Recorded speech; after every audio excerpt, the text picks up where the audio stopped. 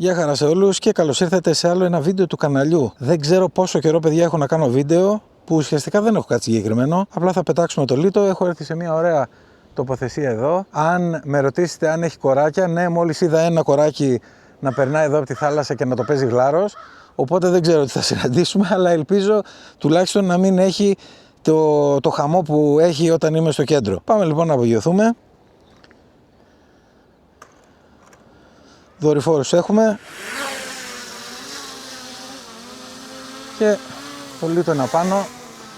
Εγώ μπαίνω στο αυτοκίνητο και είμαστε έτοιμοι να πάρουμε κανένα βίντεο, κανένα short. Έχει μια παραλία εδώ από κάτω, άρα δεν μπορώ να πω ότι έχει, παιδιά, normal πράγματα.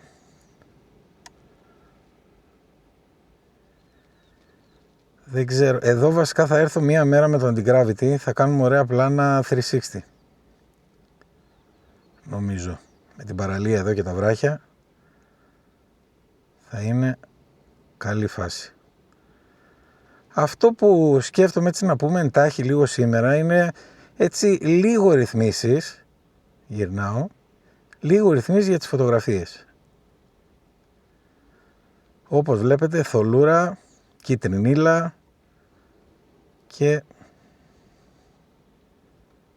Τι να κάνεις εδώ πέρα, μπορείς να κάνεις, πέστε μου ρε παιδιά, μπορείς να κάνεις κάτι με αυτό το φως?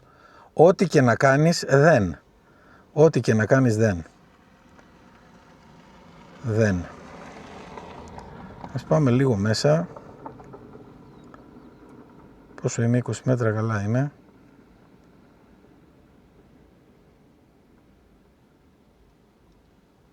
Κοίτα εδώ κατάσταση.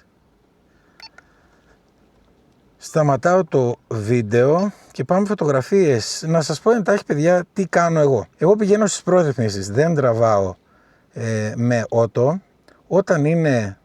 Όταν έχει φως βάζω το ISO στο 100, το shutter speed το αφήνω στο auto. Τώρα θα έπρεπε να έχουμε ND κανονικά, αν και στις φωτογραφίες δεν έχει ιδιαίτερη σημασία, ανάλογα με το αποτέλεσμα που θέλουμε να έχουμε. Και αφού κάνω αυτές τις δύο κινήσεις, ISO 100 και το shutter speed αυτόματο, μετά πάω και φτιάχνω λιγάκι το white balance, το οποίο μπορούμε να το βάλουμε στο auto, να δει ο αισθητήρας του drone τι θέλει, τι του αρέσει, να δούμε, μας το έφτιαξε έτσι, να δούμε αν μας αρέσει το μάτι. Εμένα μου φαίνεται καλύτερο έτσι. Και τώρα αυτό που μπορούμε να κάνουμε είναι να πάμε να φτιάξουμε τη φωτεινότητα κάνοντας tap απάνω σε ένα φωτεινό σημείο, ή στον ήλιο ή εδώ στη θάλασσα όπως βλέπετε, και τραβάμε φωτογραφία. Τώρα με αυτόν τον τρόπο, τραβάμε 2-3 έτσι παιδιά, τζάμπα είναι, και με διαφορετικές φωτεινότητες. Με αυτόν τον τρόπο έχουμε φωτογραφίες τις οποίες μπορούμε να πειράξουμε. Γιατί αν δεν έχουμε διαφορετικές επιλογές, ή μάλλον διάφορες επιλογές, τότε δεν μπορούμε να πειράξουμε. Γιατί οι φωτογραφίες που βλέπετε, εκτός από τις φορές που σας λέω ότι είναι raw η φωτογραφία, που σημαίνει ότι δεν έχω πειράξει καθόλου δεν έχω βάλει καθόλου πρόγραμμα επεξεργασίας, όλες οι άλλες φωτογραφίες που βλέπετε, παιδιά, έχουν επεξεργαστεί έστω και λίγο. Είτε στο χρώμα, είτε στο οτιδήποτε, είτε στη φωτεινότητα, γενικώς. Καλά πάει όμως για παραλία.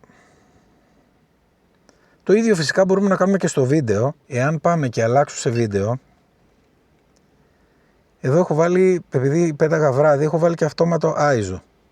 Εάν βάλουμε ISO αυτόματο όταν έχουμε φως στο 100 και το άλλο το αφήσουμε στο auto, όπως βλέπετε είμαι και D-Log M, Color Assist, με βοηθάει να βλέπω τα κανονικά χρώματα, ενώ ουσιαστικά τα χρώματα που τραβάει είναι έτσι όπως τα βλέπετε, θαμπά, γιατί είναι D-Log M και το φτιάχνω μετά στο post editing. Και το αφήνω έτσι για να έχω καλύτερη ποιότητα βίντεο και πάμε να τραβήξουμε έτσι ένα short. Την παραλία. Τι να κάνουμε, κάτι θα κάνουμε εδώ στην παραλία, για να δούμε τι θα κάνουμε. Τι μπορούμε να τραβήξουμε, κάτι το οποίο να δείχνει κάτι. Να πάω κάτω. Πρέπει να είμαστε και... Το ανέβω λίγο.